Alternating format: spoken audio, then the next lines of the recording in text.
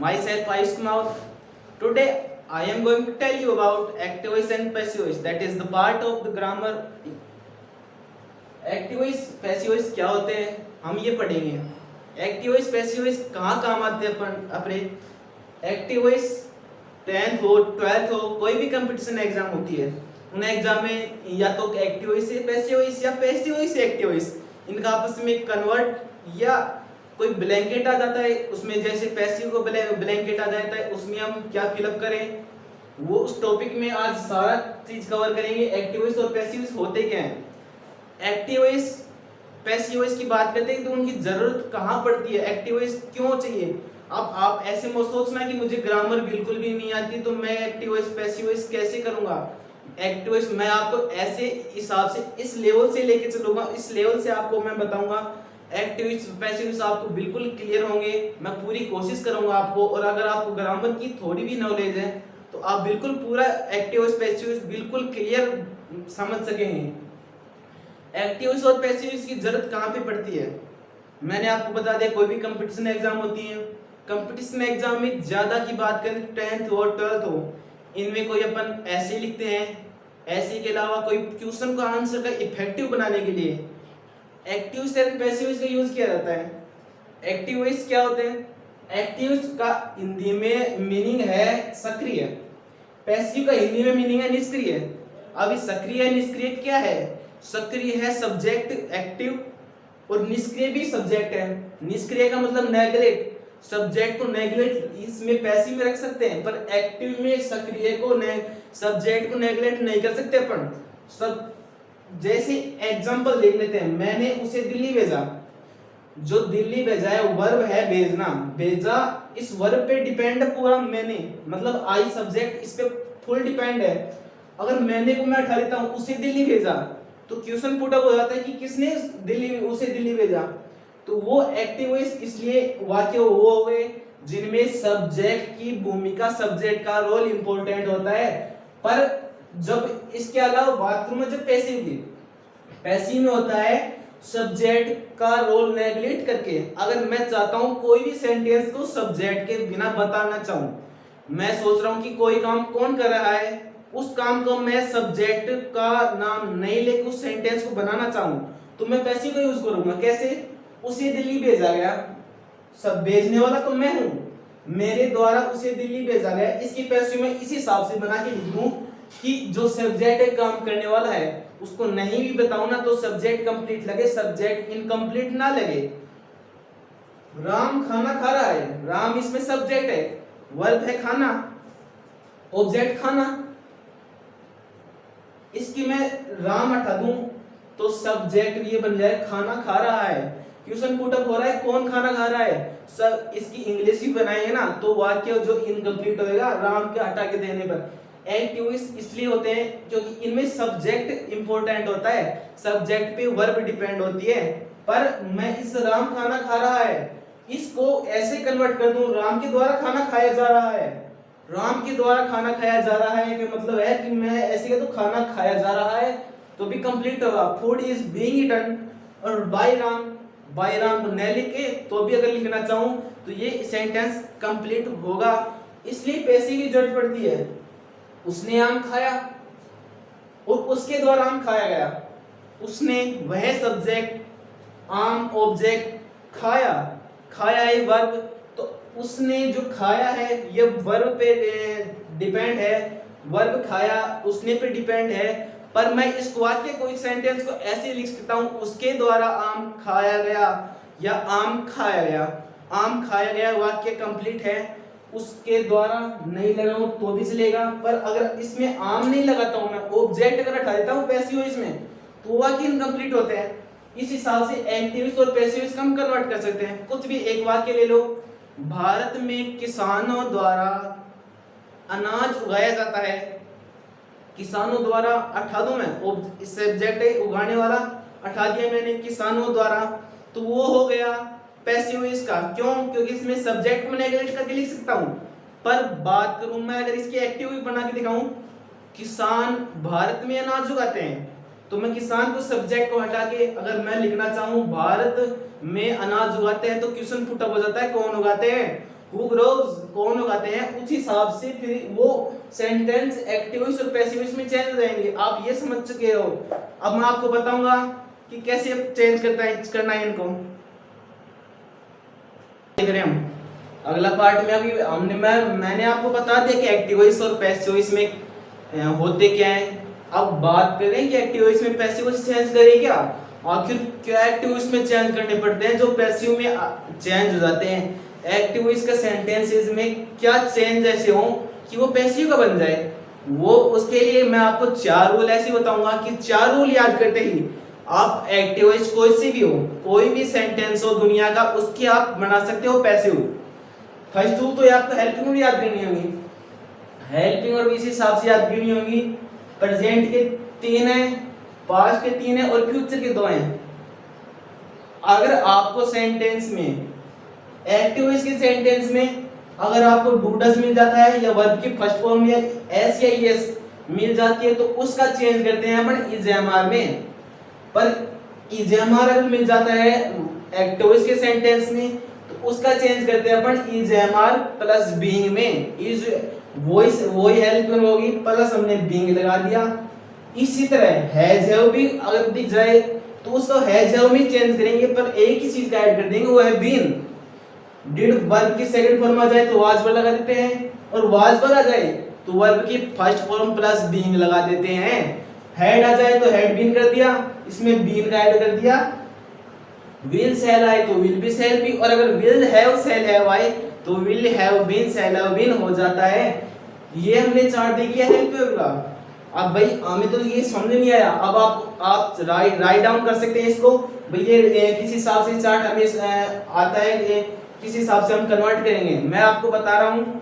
आप ये ध्यान रखना, कंटिन्यूस की कोई सी भी हेल्पिंग वर्ब आती है तो उस हेल्पिंग वर्ब के हिसाब से अपने को केवल बीइंग ऐड करना है। कंटिन्यूस की हेल्पिंग वर्ब में हमें बीइंग ऐड करना है और परफेक्ट की हेल्पिंग वर्ब में हमें बीन ऐड करना है। कंटिन्यूस की हेल्पिंग वर्ब प्रेजेंट कंटिन्यूस की है इज एम आर तो उसमें बीइंग ऐड किया। प्रेजेंट परफेक्ट की हेल्पिंग वर्ब है उसमें हमने ऐड किया बीन।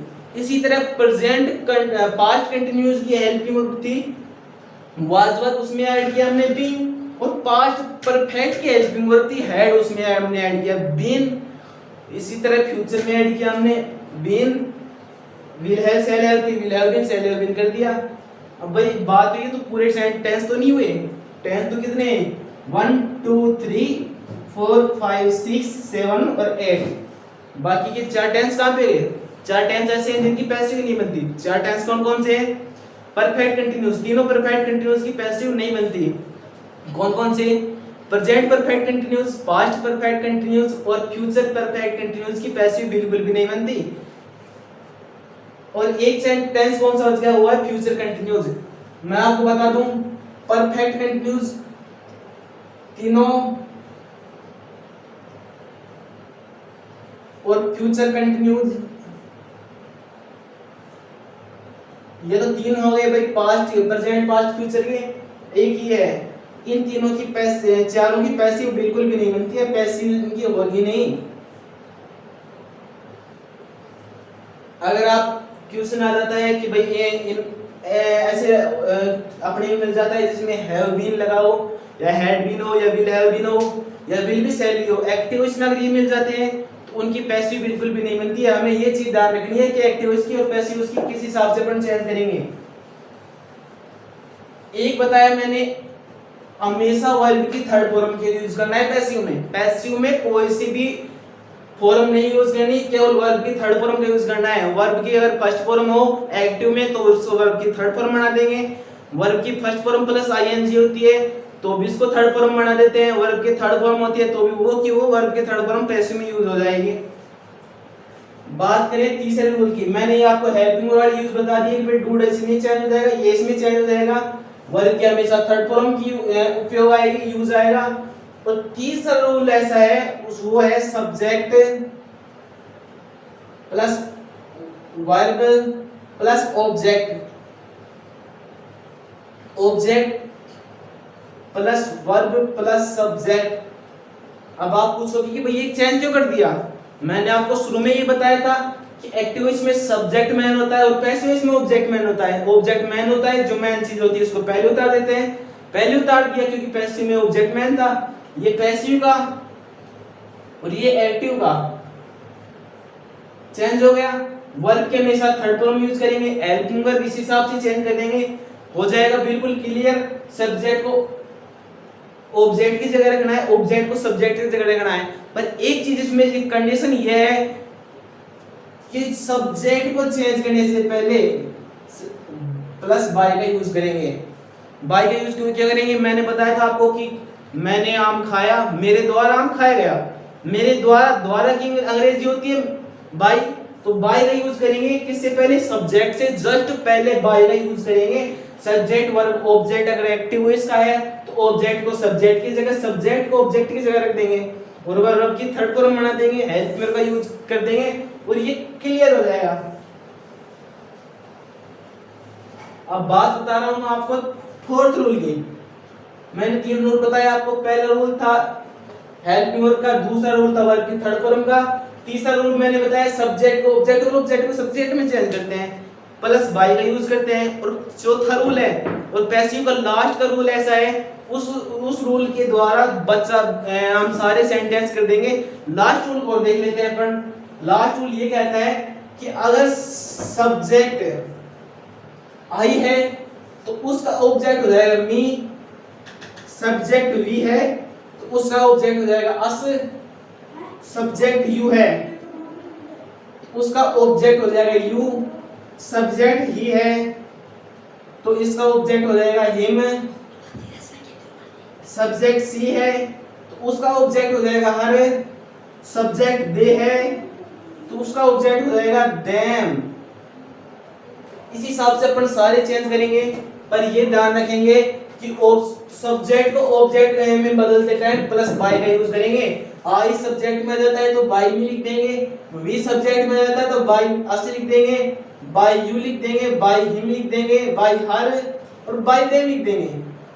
पर अगर देम आ जाता है ऑब्जेक्ट में तो उसका सब्जेक्ट हो जाएगा दे, अगर हर आ जाता है ऑब्जेक्ट में तो उसका सब्जेक्ट हो जाएगा सी। इस हिसाब से सारे हमसे ये रूल चेंज करेंगे। और अगर कोई भी नेम आ जाता है तो नेम को डायरेक्ट हम लिख सकते हैं, नेम में कोई चेंज नहीं करेंगे। नेम राम आ जाता है तो बाय राम हो जाएगा, नेम सीता आ जाती है तो बाय सीता हो जाएगी।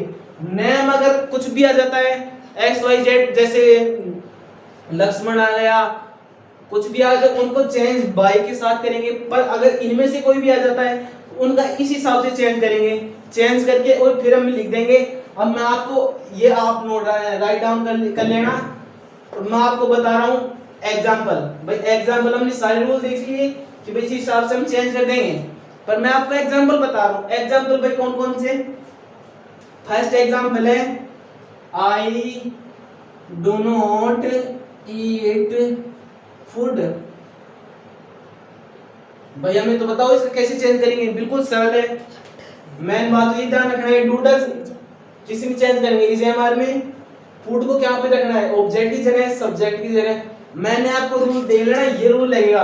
पैसिव का चेंज करना है आपको तो ये रूल लगेगा, object plus helping verb plus verb की third form dot dot dot by plus subject. अब आप पूछोगे कि भाई डॉट डॉट डॉट में क्या आएगा? डॉट डॉट में वो आएगा जो भी बच गया एक्स्ट्रा सामान, एक्स्ट्रा एक्सट्रैक्ट जो भी होता है सेंटेंस में वो फिर डॉट डॉट में आ जाएगा। कुछ भी जैसे मैं वहां पे जा रहा था, मतलब या मैं उसके साथ जा रहा था, उसके साथ में ना तो ये ऑब्जेक्ट है, ना हेल्पिंग वर्ब, ना वर्ब है, ना सब्जेक्ट है, उसके साथ फिर वो आ जाएगा एक्स्ट्रा में।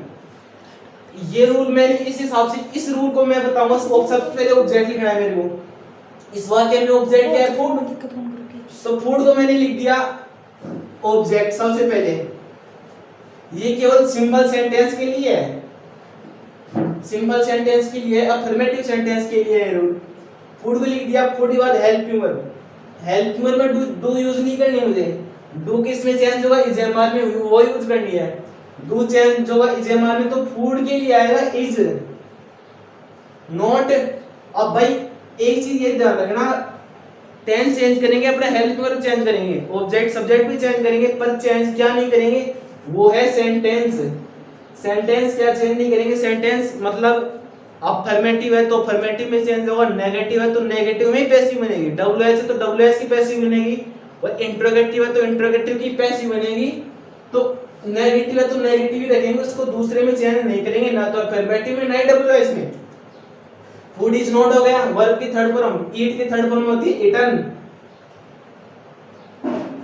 लास्ट में आ गया अपने पास एक्स्ट्रा इसमें वाक्य में कुछ भी नहीं है, तो कुछ भी है तो आई को लिख देंगे, बाई प्लस सब्जेक्ट, आई इसमें सब्जेक्ट है तो बाई प्लस सब्जेक्ट, तो सब्जेक्ट हो जाएगा मी, क्योंकि मैंने बताया था आपको अगर आई सब्जेक्ट आता है तो उसका ऑब्जेक्ट आता है मी, और मी सब्जेक्ट ऑब्जेक्ट आता है तो उसका सब्जेक्ट हो जाएगा आई। ये बिल्कुल इसकी पैसिव बिल्कुल बन चुकी है। अगर मैं ऐसे कोई दूसरा लेता हूं, ही सेंट मी दिल्ली, इस वाक्य की बनाओ, बिल्कुल सरल वाक्य है, बिल्कुल आसानी से बना सकते हैं। फिर इसकी मी ऑब्जेक्ट है, ये भी ऑब्जेक्ट है दिल्ली, वर्ब की सेकंड फॉर्म में सब्जेक्ट है, ये रूल है object plus helping verb. Object क्या है भाई, ओ फर्स्ट लिख दो या वो सेकंड लिख दो, बात एक ही है। ओ फर्स्ट लिख दो तो मी, वो सब्जेक्ट में बनाऊंगा मैं तो वो आई हो जाएगा। दिल्ली लिखना चाहता हूं दिल्ली लिख दो, मैं मी को लिख देता हूं आई। अब भाई हेल्पिंग वर्ब वर्ब की सेकंड फॉर्म आ जाती है, तो वर्ब की सेकंड फॉर्म चेंज होती है वाज और वर्ब में। वाज और वर्ब में आई के साथ यूज होता है वाज। थर्ड फॉर्म वर्ब की थर्ड फॉर्म होती है सेंड। सेंड यदि है first form, sent second form, और सेंट ही थर्ड फॉर्म होती है, तो इसकी जाएगी आई वाज सेंट। बच्चा क्या है, एक्स्ट्रा अपने पास कुछ नहीं है, दिल्ली है, दिल्ली को लिख दो।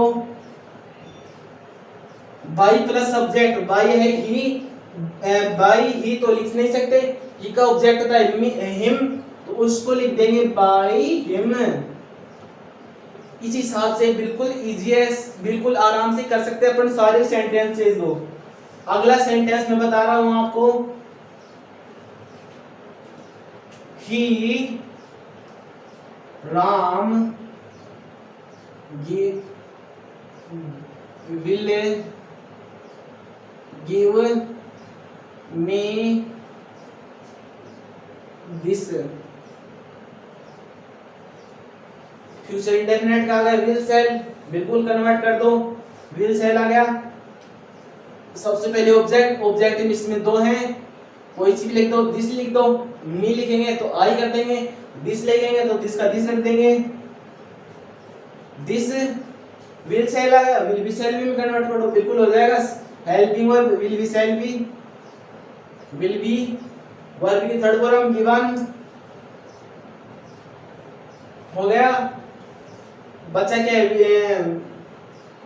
एक्स्ट्रा में मी आ गया, और ये बाय राम सब्जेक्ट लास्ट में। बिल्कुल ही जय आज तक आप कितने कठिन समझते हो कि पैसिव मुझे तो नहीं आती, पर आज अगर ध्यान से आपने पढ़ लिया, इन चार्ट को उतार के याद कर लिया, तो आप बिल्कुल किसी भी पैसिव हो आप उसको बना सकते हैं। अब आपको मैं अफर्मेटिव को मतलब सिंपल तो बता दिया, अब मैं नेगेटिव, डब्ल्यूएच, इंट्रोगेटिव ऐसे भी सेंटेंस बताऊंगा, उससे उनको कैसे करेंगे, उनको कैसे कन्वर्ट करेंगे। लास्ट में आपको मैं एक स्पेशल पॉइंट ऐसा बताऊंगा जो ना तो कहीं किताबों में लिखा हुआ है, ना कोई आपको बताएगा। स्पेशल पॉइंट में आपको बताऊंगा, तो उसके लिए लास्ट तक वीडियो देखते रहना। अब कोई भी डब्ल्यूएच का सेंटेंस ले लेते हैं। डब्ल्यूएच का सेंटेंस ले लिया, व्हाट इज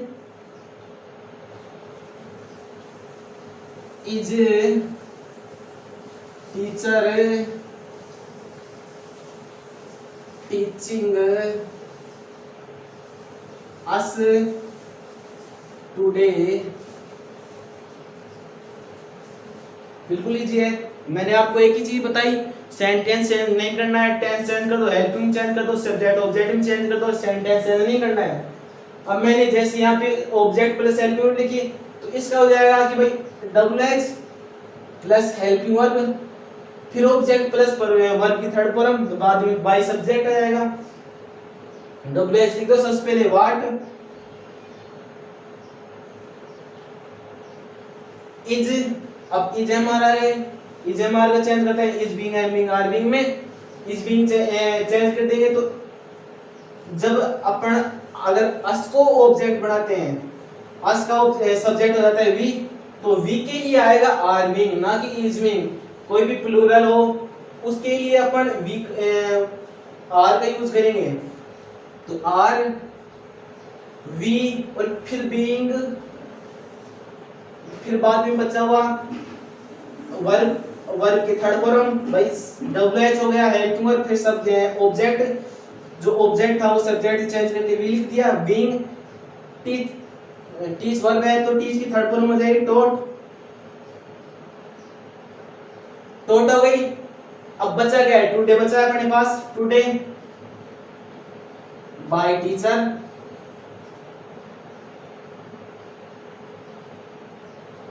ये इसकी पैसी बिल्कुल बन चुकी है। अब आपके दिमाग में क्वेश्चन आ रहा है कि भाई इज बी आर बीइंग तो है ना, आर बीइंग है, तो इसको एक साथ क्यों नहीं लिखा, अलग अलग क्यों लिखा? उसका रीजन ये है, इसके लिए मैंने अलग लिखा। अगर कोई भी जैसे हेल्पिंग वर्ब आती है जिसके दो पार्ट हैं, जैसे हैज बीन हो गई, हैव बीन हो गई, या इज बीइंग हो गई, will have, will be, shall be, will have been, shall have been, तो उनको अलग अलग डिवाइड करके फिर लिखते हैं। कौन कौन से में, नेगेटिव, इंट्रोगेटिव और डब्ल्यू एच, उन सेंटेंसेस में अलग अलग करके डिवाइड करके फिर लिखते हैं। आधा सब्जेक्ट से पहले हेल्पिंग और बची हुई सब्जेक्ट के बाद हेल्पिंग लिखते हैं। सब्जेक्ट मैंने ये बना दिया तो आधी हेल्पिंग इधर और आधी इधर लिख दी, उन दोनों को एक साथ नहीं लिखते हैं, इसलिए मैंने दोनों को अलग अलग लिखा है। अगला एग्जांपल देख लेते हैं। अगला एग्जांपल है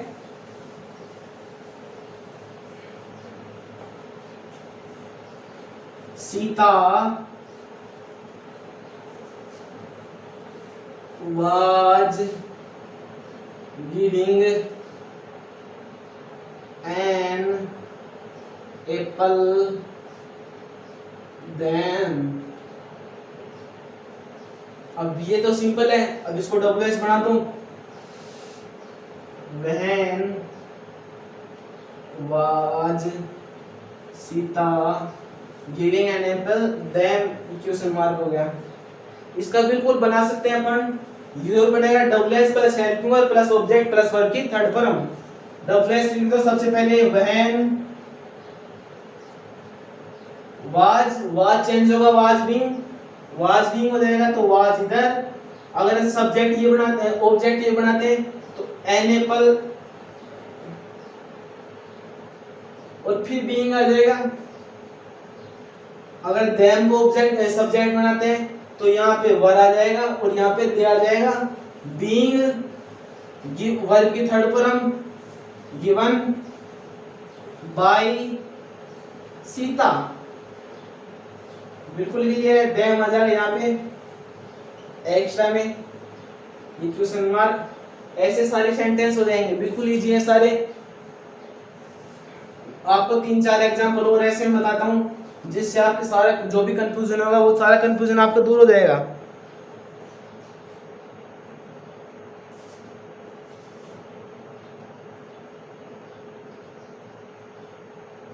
When was he break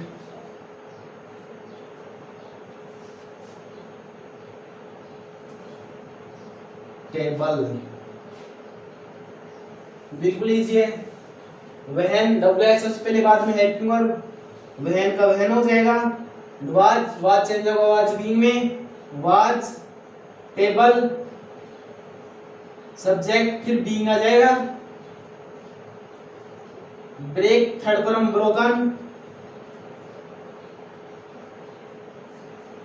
bye him, he का ऑब्जेक्ट हिम, क्वेश्चन मार्क। ये ऐसे सारे सेंटेंस कवर हो जाएंगे बिल्कुल।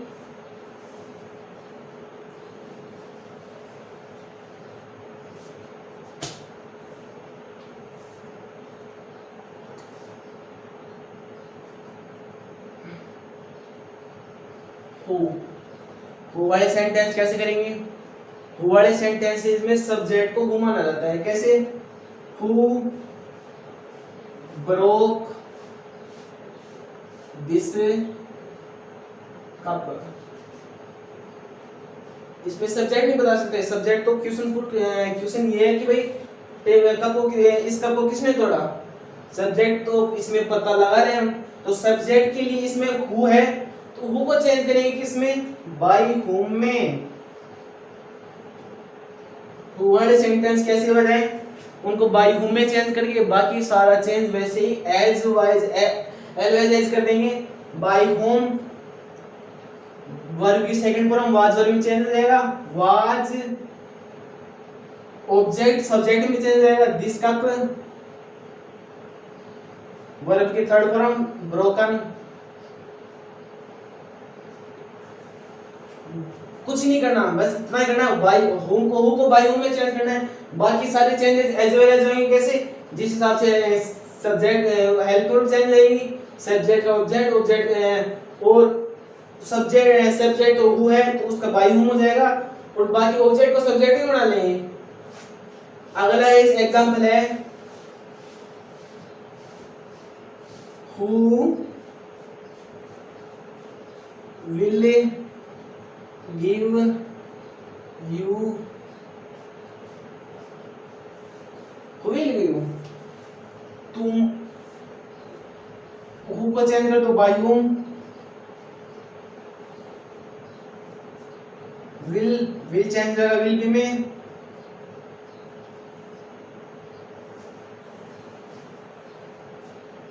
यू फिर भी आ जाएगा, थर्ड फॉर्म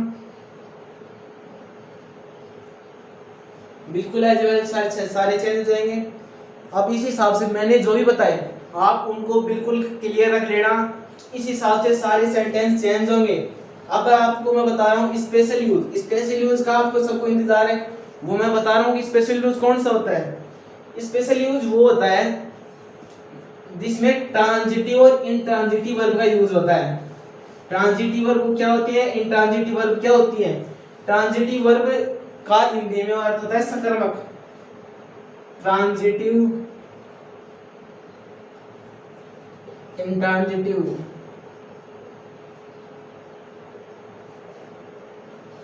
ये स्पेशल पॉइंट है। ट्रांजिटिव वर्ब को हिंदी में कहते हैं सकर्मक, इन्हें कहते हैं अकर्मक। कर्म, कर्म दोनों कर्म को माने, कर्म का मतलब है ऑब्जेक्ट, कर्म ऑब्जेक्ट। ऐसे ही वर्ब ट्रांजिटिव दोनों वर्ब के काइंड टाइप ऑफ वर्ब्स हैं, transitive verb intransitive verb. Transitive verb वे होती हैं जिनमें सब्जेक्ट भी आता है, सब्जेक्ट नेसेसरी होता है, पर इंट्रांजिटिव वर्ब में सब्जेक्ट बिल्कुल भी नेसेसरी नहीं होता। कैसे, मैं कह दूं आपको मैं सो रहा हूं, इसमें आप ऑब्जेक्ट नहीं बता सकते, मैं सो रहा हूं बिल्कुल सिंपल सेंटेंस है, ऑब्जेक्ट नहीं है, इसलिए इंट्रांजिटिव वर्ब है। कोई भी ऑब्जेक्ट ले लो, मैं खेल रहा हूं, अब कौन सा खेल खेल रहा हूं, जैसे मैं क्रिकेट खेल रहा हूं, इसमें ऑब्जेक्ट क्रिकेट है, तो क्रिकेट को मैं नेसेसरी मानूंगा क्योंकि उसमें ऑब्जेक्ट बिल्कुल जरूरी है। मैं खेल रहा हूं तो क्वेश्चन हो जाएगा मैं क्या खेल रहा हूं, पर मैं इंट्रांजिटिव मैं सो रहा हूं तो इसमें कोई क्वेश्चन नहीं होता, मैं क्या सो रहा हूं, कौन सो रहा हूं, ऐसे कुछ भी नहीं हो सकता। वो वर्ब इंट्रांजिटिव होती है। अब इंट्रांजिटिव मैं क्यों बता रहा हूं आपको, पैसिव वॉइस में इनकी जरूरत क्यों पड़ी, पैसिव वॉइस में जरूरत इनकी ये पड़ी क्योंकि इंट्रांजिटिव वर्ब की पैसिव बनती ही नहीं है। इंट्रांजिटिव वर्ब अगर सेंटेंस में मिल जाए आपको, उनकी पैसिव नहीं बनती है, पर एक कंडीशन है कहां पे पैसिव बनती है वो मैं बताऊंगा आपको। इंट्रांजिटिव वर्ब के जैसे एग्जांपल देख लो अपने, स्लीप हो गया, लाफ, क्राई, अराइव, गो, कई एग्जांपल है, सिट, स्टैंड, कई एग्जांपल है। इनके अगर पैसिव, इनके ऑब्जेक्ट नेसेसरी नहीं होते इसलिए इनकी पैसिव नहीं बन सकती, पर मैं पैसिव इनकी ट्रांजिटिव बना सकता हूं। हमने कई एग्जांपल देखे, मैंने खाना खाया, या मैंने क्रिकेट खेला, मैं क्रिकेट खेल रहा हूं, उनमें क्रिकेट है, सब ऑब्जेक्ट है। अब ऑब्जेक्ट ही अगर में नहीं है तो क्या चेंज करेंगे, वो चेंज नहीं होगा। इसलिए अब मैं एक कंडीशन बता रहा हूं कि अगर इंट्रांजिटिव वर्ब की पैसिव बनानी हो तो कैसे बनाएंगे। इंट्रांजिटिव वर्ब की पैसिव बनाते टाइम अपने को प्रीपोजिशन का ऐड करना होगा। अगर इंट्रांजिटिव वर्ब उसके साथ प्रीपोजिशन ऐड हो जाता है,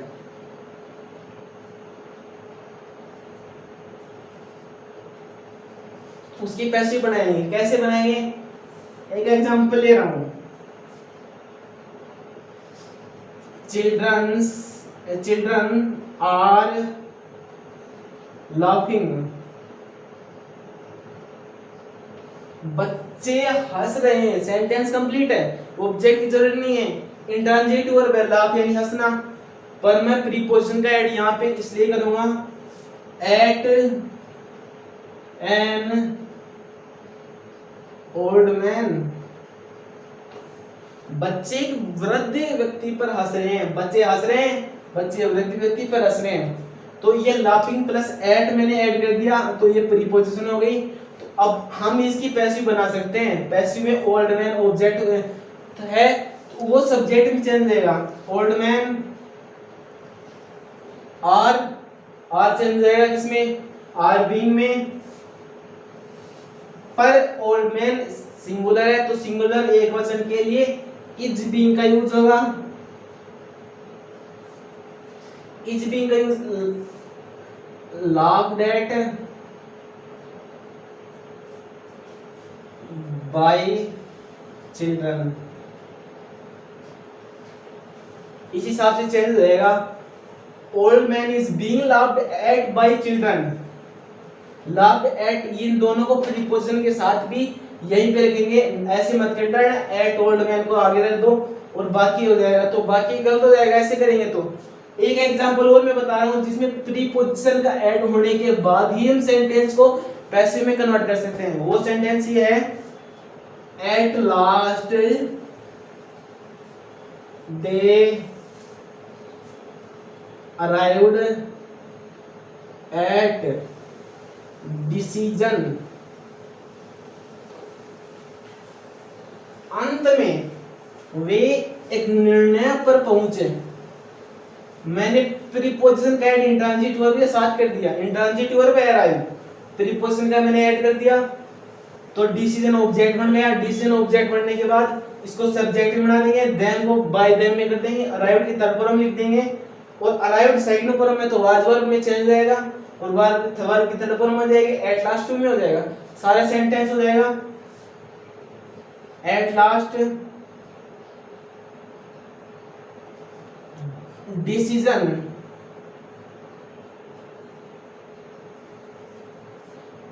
वर्ब की सेकंड फॉर्म में चेंज होगी वाज में, अराइव्ड थर्ड फॉर्म,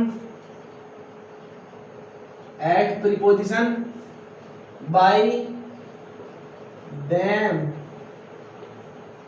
इस हिसाब से अपन सारी पैसिव बना लेंगे, कोई भी दिक्कत नहीं आएगी आपको। मैं आपको और एग्जांपल बताऊंगा, इसके लिए मैं अगली वीडियो बनाऊंगा। अगली वीडियो में बताऊंगा मैं आपको कौन कौन से, एक तो बताऊंगा मैं मॉडल के अलावा मैं बताऊंगा आपको इंपेरेटिव सेंटेंस की कैसे बनेगी पैसिव, और भी एग्जांपल बताऊंगा मैं। वो भी एग्जांपल बताऊंगा जो रीट की परीक्षा में या आईबीपीएस की रेलवे की परीक्षा में ग्रुप डी में जो भी पूछे हुए हैं, उन एग्जांपल को मैं आपके पास लेके आऊंगा, फिर बताऊंगा कि मैं आपको उनको कैसे सेंड करेंगे, उनमें कोई कंफ्यूजन है, कोई उनमें ऐसा क्लू है जिससे आप कंफ्यूज हो रहे हैं, तो उसका एक कंफ्यूजन को मैं दूर करूंगा। मेरी ये पहली वीडियो थी ग्रामर की, ऐसी मैं कई वीडियो डालूंगा आपके अलग-अलग ग्रामर में सारी क्लियर करा दूंगा अगर आप मेरे साथ चलेंगे। इस हिसाब से पैसिव मैंने बता दिया, एक्टिव पैसिव आपको आराम से चेंज कर सकते हैं। उस पैसिव को चेंज करने के बाद जो भी मैं अगली वीडियो में बताऊंगा कि आप कैसे अलग-अलग तरह की पैसिव, जैसे एक्सक्लेमेटरी नहीं बनती या इंपेरेटिव की होगी, इंपेरेटिव के अलावा डब्ल्यूएच की, उन डब्ल्यूएच में भी कई कंडीशन ऐसी होती है जिनमें अलग तरह की पैसिव बनती है, तो उन पैसिव को मैं किस हिसाब से बताऊंगा अगली वीडियो में। मैं धन्यवाद देता हूं आपने पूरी वीडियो देखी है तो, और मेरी नेक्स्ट वीडियो की फॉलो करना, इस वीडियो को लाइक करना। मेरे 250 लाइक का मेरा एम है, तो आप प्लीज उसको लाइक को उस एम को मेरा पूरा कर लें। Thank you.